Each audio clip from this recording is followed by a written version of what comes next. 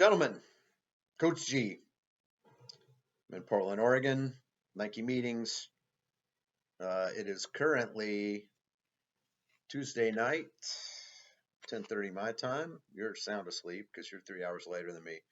But anyway, I just wanted to give you a couple of my thoughts about how the 4x8 is may go on Thursday. Just some things for you to think about in advance of the relay. Shouldn't be anything I'm going to say that's going to be wildly different than what you would expect and what you've learned throughout the year doing relays. But it's just good to kind of go back over the fundamentals so that you're really clear now, like 24 hours in advance, to where you're not having to think about these kind of details like right up until the time of the race.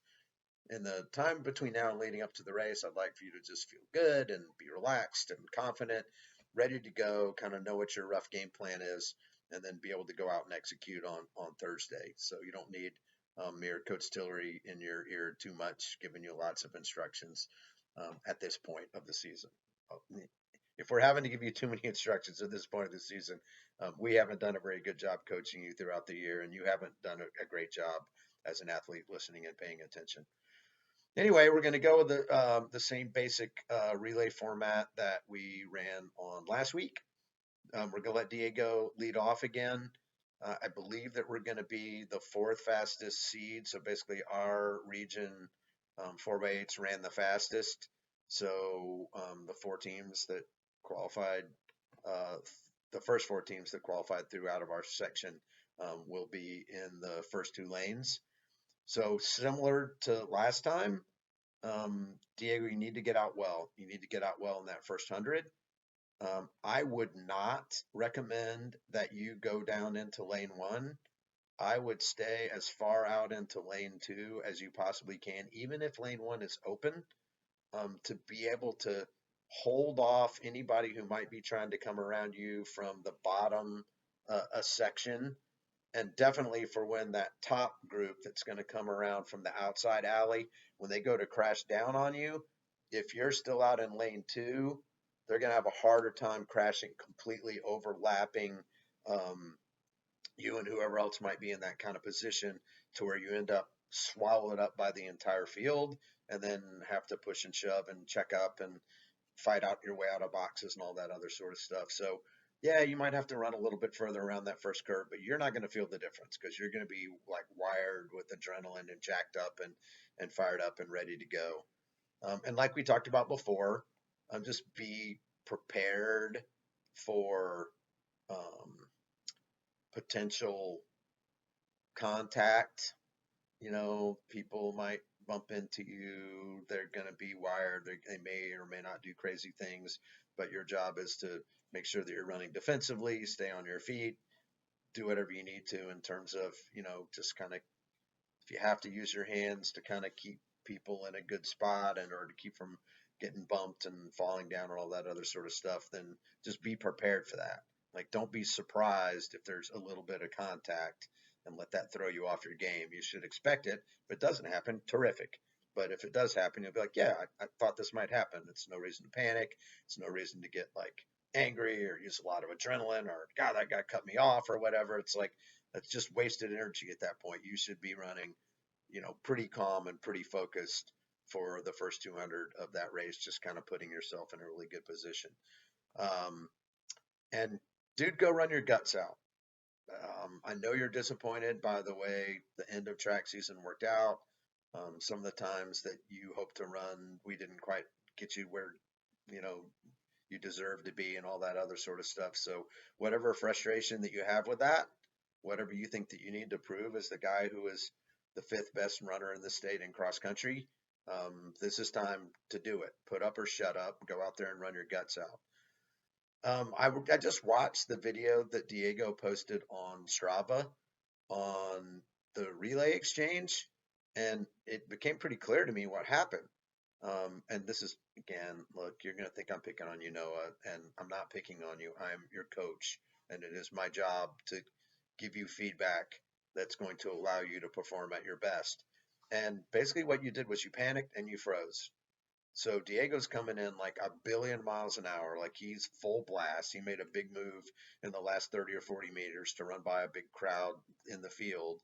He was coming up on you, and you basically did one side shuffle step and then reached out to grab the baton, which is not what we practiced all year. You're supposed to look up when you see him get to a point that's a certain number of meters out from wherever the start finish line is. You turn completely around, you look away from wherever he is, you take the 1, 2, 3 steps, you look back up. At that point, Diego should be there. You reach back with your hand and you take the baton.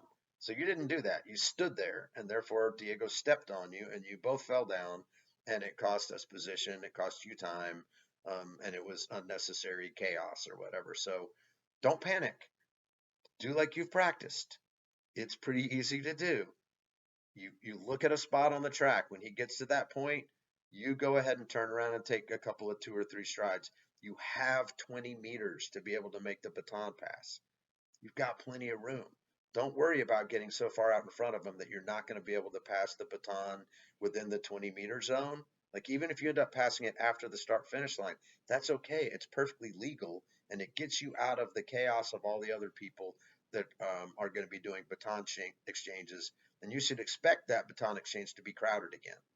I guarantee you it will be crowded again because people are going to put good runners on that first leg, and there's not that big of a difference between whoever's going to run the fastest split and whoever's going to run the slowest split for the 16 teams. So it's going to be crowded again, but just go execute.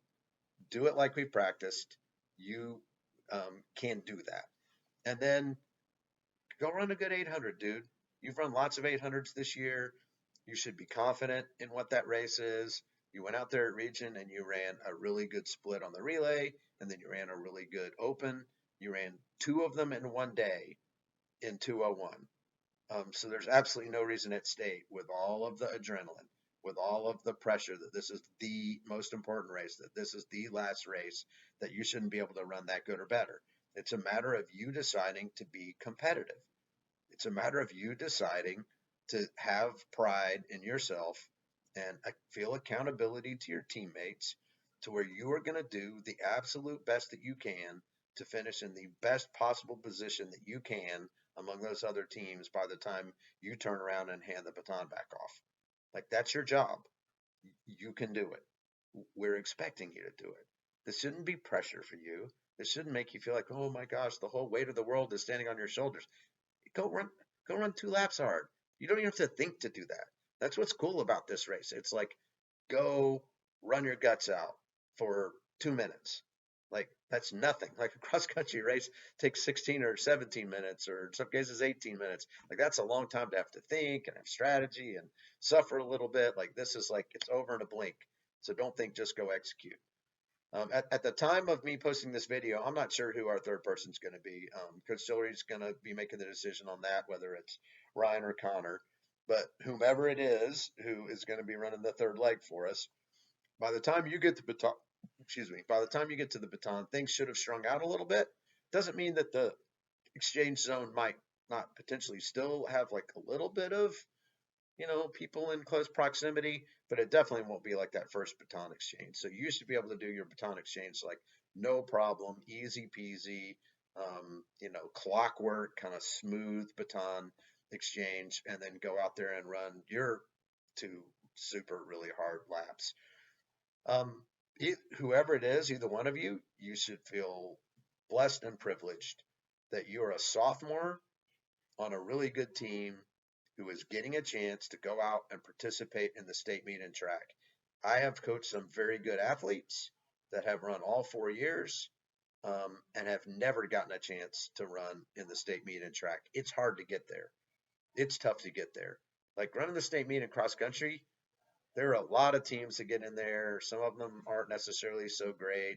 There are teams sometimes who their 5, 6, and 7 aren't the greatest runners in the world. I mean, they're trying their best or whatever. But in terms of level of competition, state track is much more difficult to get to than state and cross country. So, number one,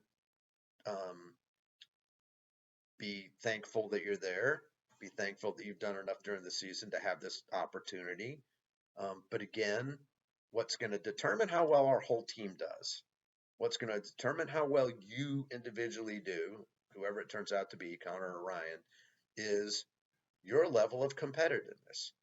Just sort of like when it matters, when it gets down to the most important race of the year, the thing that we've been training for since December. If you think about all those days of practice, all the miles that you've run, all the workouts that you've run, anytime that you've made a particularly personal sacrifice to try to do the right thing for your sport, went to bed earlier or ate something you didn't even like because you thought it was like, healthy or whatever, any of those kinds of things. It's time to channel all of that energy into 2 minutes.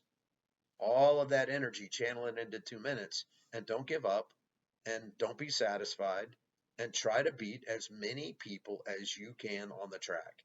And even if you can't beat somebody, because for whatever reason, if you get caught like in a gap, but if you can close ground, if you can close ground on some teams that are in front of us, to give Parker a chance as an anchor to go out there and get us better spots and make sure that we stay on that podium, that's your job. And you're capable of doing it. And whoever we choose, we expect you to do it. And whoever we don't choose, you're going to be in a position to be able to be that guy next year.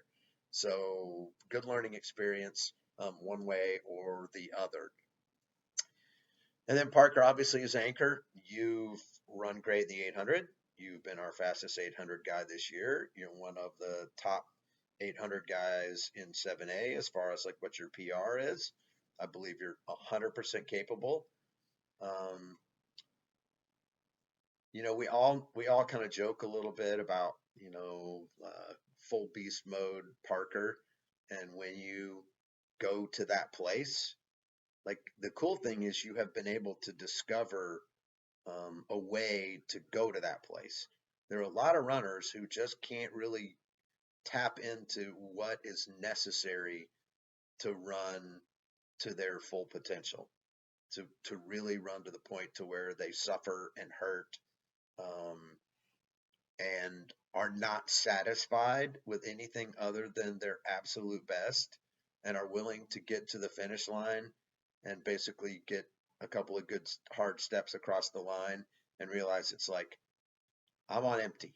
Like I was full when the race started and I absolutely used it up and I'm on empty now and I did everything that I could. So I trust you. I believe in you. I know you're going to represent the school well, your family well, your coaches well, and I believe that you're accountable to your teammates. I believe that you understand as an anchor that um, if those other three guys have put you in a good position and the team in a good position, that you're capable of handling that responsibility to deliver that baton to the finish line in a place that we're going to feel good about. I believe that should be in the top 8. If we run what we're capable of, you should for sure be in the top 8. You should be, I don't know, 5th or 6th, something in kind of that zone, based upon like PRs and times. Again, if you took what people ran an open 800 and you took the 4 people who are going to run and you looked at PRs and stuff, like we're kind of in that 5th, 6th zone. But the cool thing about the state meet is like your PRs don't mean crap once you get to that starting line and once you get to that relay exchange zone to take the baton and it's your turn to carry the team's hopes and dreams with you in that little piece of metal in your hand. So just because on paper we're supposed to be 5th or 6th, don't think that that's where we belong necessarily. Don't think that it's like, okay, well, that's fine. We're supposed to be 5th or 6th, and I'm in 5th and 6th, and like, cool. I guess that's all I'm capable of. I guess those other teams are just better than we are. I guess I don't even really have to try any harder. And I know you wouldn't do that, but, and I tell you kind of where we hit from a PR standpoint, mostly just to, again, kind of give you a general idea of like, should we be trying to be within the top 8 pretty much the whole time in the race? Absolutely. And the Coach Chili and I will not be able to do a whole lot of coaching at McEachern. We can't get on the infield. You're kind of trapped behind like a big fence on the back stretch. You can't get very close. Like we may be able to shout some information to you. We may be able to give you some information about what place you're in. if that helps you like be motivated and understand what's going on and what the stakes are or whatever. But we may not either. Um, but hopefully in 4x8, you won't have to think too much. But hopefully we'll be close enough to where the front is to where you can look ahead and kind of count bodies and get a general idea of where you're at. But anyway, I'm super excited for Thursday. I hope you are. Coach Joey talked earlier in the week, last week, about you know having some pride, kind of letting other folks know that even though we lost our last year's best 800 guy and somebody who was a really important cog on the team, that we're not just going to roll over and play dead, and that anybody who wants to line up across from us better know that if you're gonna beat us, you're gonna have to earn it. We're not gonna give you anything. We believe that we belong among the best, and if you run your best and you beat us, we're gonna shake your hand and say, "Good job, congratulations."